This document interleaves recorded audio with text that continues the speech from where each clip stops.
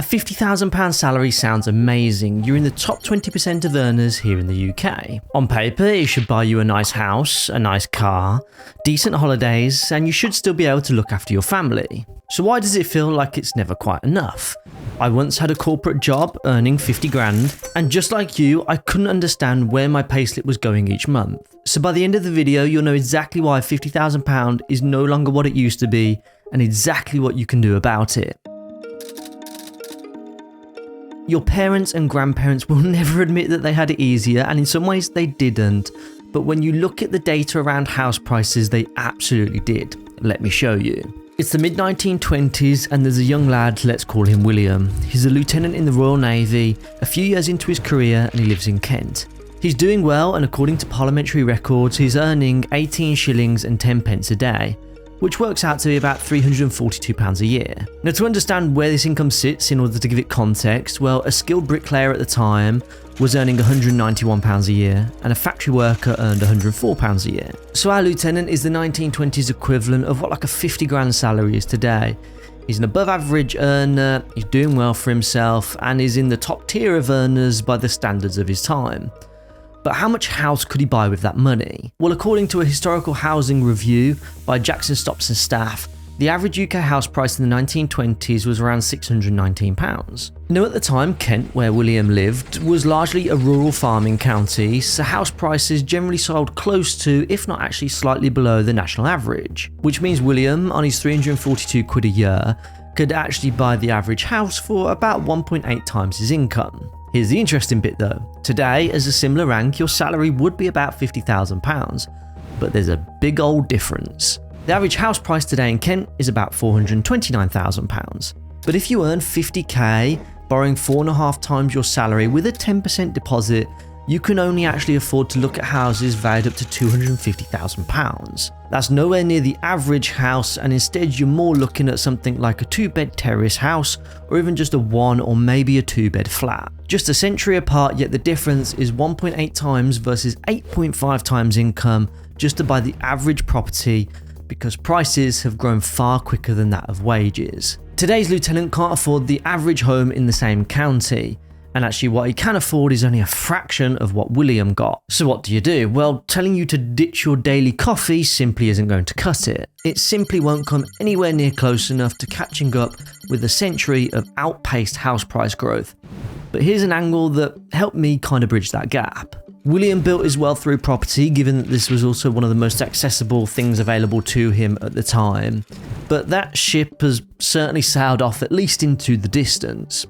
And one of the most or best modern wealth building tools that we have at our disposal that's perhaps just as, if not more accessible, is the stocks and shares ISA. I've been using Trading 212 for the past 6 years, and I've recently just surpassed £100,000 in investment portfolio value. I've been investing globally in a diversified portfolio, and it's helped me massively grow my wealth over time without needing like a 50 grand deposit to get started. Now, Trading 212 have been a proud partner of this channel for many years now, and to help you guys get started, they're offering all new customers one free fractional share valued up to £100 when you scan the QR code up here on screen, or sign up to an account by clicking on the link down in the description below. Alternatively, if you have opened an account within the past 10 days, you can also enter the promo code Mitch when you're in the app.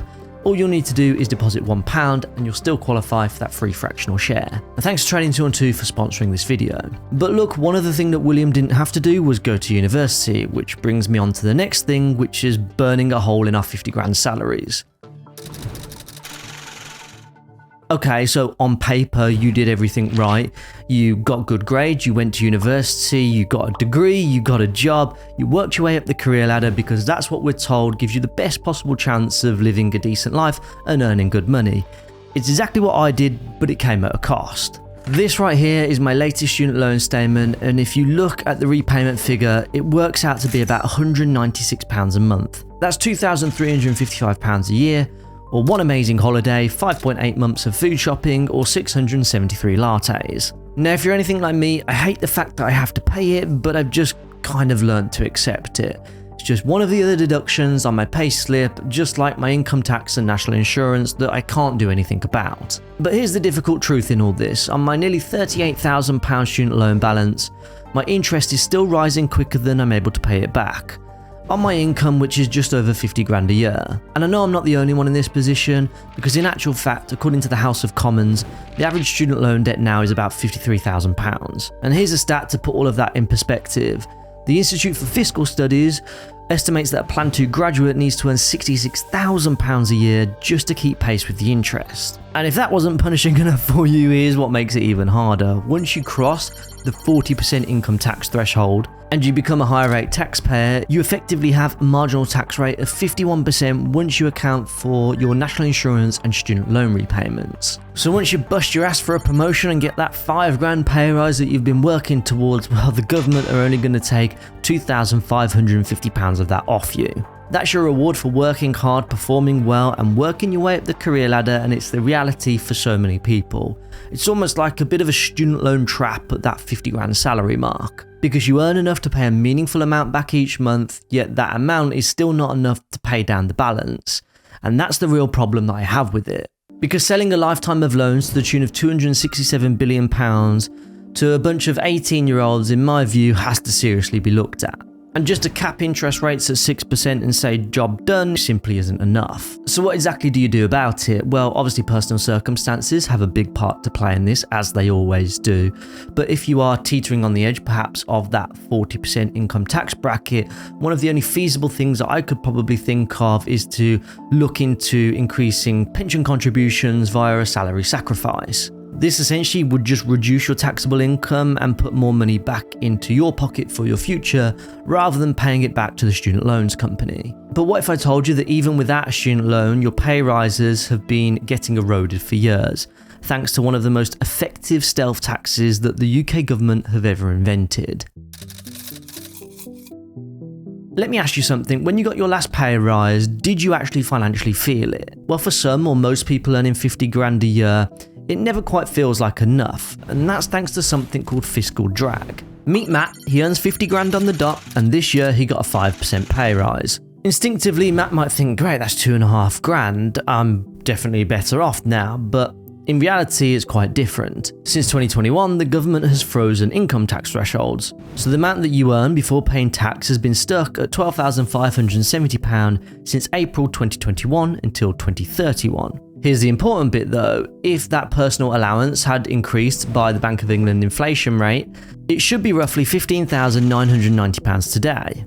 But because Matt's salary grew above £50,270 from his pay rise, the higher income tax threshold, which again inflationary adjusted from 2021 should actually now be closer to £64,000, it means that the government are laughing all the way to the bank at your expense. Because by 2030-31, they forecasted they will acquire an extra £55.5 billion in extra income tax revenue, and that's all coming from you. They'll do this by dragging an extra 4.8 million people into the higher rate tax bands, and therefore it means someone earning £50,000 today is actually paying about £683 more in tax than they would have been if the tax brackets had increased with the rate of inflation. So what exactly do you do about it? Well, if your employer's being tight, or if they don't have budget, so to speak, one of the things that I believe is the most powerful is to actually build your income outside of your 9 till 5. Here's a stat for you, almost half of British adults now have a side hustle with an average income of £872 a month. That's nearly 10.5 grand a year outside your PAYE salary. And shout out to the guys in London doing over £1,400 a month in side hustles. I think it's so important when you've got like the government, taxes, and just like inflation in general, just stripping money out of your pocket every month, that you earn additional income outside of the 9 till 5 job. I mean, I did it and it changed my job and completely changed my life. And one other thing that's recently changed my life is having my son, but man, there's one unexpected expense that I didn't quite fully appreciate. When we first had our son, friends and some family members told us you must go and look at nursery places because the slots just get allocated so quickly. But when we did so and they handed me the paperwork with the cost, well, my jaw nearly hit the floor. We've been quoted £886.06 a month, that's for just one child under 2 years old, and that includes 30 funded hours. That's over 10.5 grand a year before you even start to account for any other unrelated baby expenses, and that's not completely unusual. According to this article, the average cost of full-time nursery in England for a child under 2 is £148.82 a week. That works out to be £7,441 a year, or this much if you're in Scotland and Wales. I feel bad for you guys in Wales because those childcare costs are pretty damn steep. Now, on a 50 grand salary, if you take off your tax, national insurance, student loan repayments, and pension contributions, you have a net take-home pay of about £3,051, meaning, shockingly, the average childcare cost works out to be roughly 20% of your take-home pay, which is absolutely mental. Now, for some families, there's a conversation to be had here, and I know we've had it in our household, about whether it is financially sensible for both of us to return to work full time. That's not because of a lack of work ethic or anything like that, it's just how the system is set up, where sometimes it can make more financial and emotional sense to do the childcare yourself. With that in mind, you're also probably not going to be surprised to know that based on data in 2023, which was published by the World Economic Forum, that actually the UK is amongst the highest in the world for childcare costs. I guess they don't call us Rip-Off Britain for no reason. But what can you do about it? Well, whilst I've been researching this for myself, there's a couple of really important things to know. The first is a government childcare account. I'm not sure how many people know about this because it's all new to me, but if you have children or if you are thinking about children, you must take a look at this account because it could save you thousands. It essentially allows you to pay into an account, and for every £8 that you put in, the government will top it up by £2. It's capped at £500 government support every 3 months, or £2,000 per year. And if you have a disabled child, this amount doubles. It's absolutely free money that you could potentially take advantage of if you meet this set of eligibility criteria. And I see it as a very good financial option if you're facing into astronomical childcare costs. But the second option to also be aware of is free childcare hours. As of September 2025, all eligible working parents of children under 5 can claim 30 hours funded childcare for 38 weeks per year. In Scotland and Wales, the rules are slightly different, but here they are on screen if you want to pause the video now. And if you combine both of these things, you could save thousands of pounds off your childcare bills each year. So look, now you know why 50 grand salary is no longer what it used to be and what to do about it. I now want to share with you the proof of concept, because I was able to recently surpass a £100,000 portfolio over on Trading 212 in order to help alleviate some of the financial pressures. So in order to show you step by step how I did this, be sure to click on this video next. And with that being said, I'll see you over in the next one.